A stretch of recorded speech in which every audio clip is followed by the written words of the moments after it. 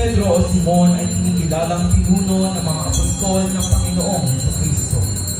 Siya din ay kinikilala ng buong simbahan bilang unang Santo Papa.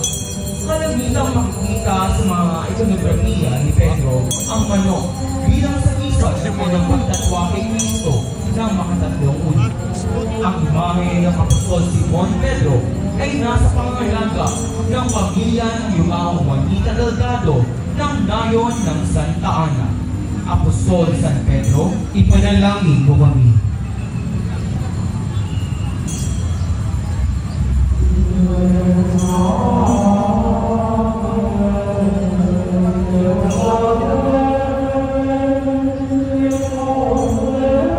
Apostol San Andres.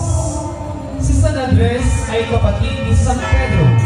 Habang sila ay nanginisa sa lawa ng Galilea, sila ay tinawag ni Kristo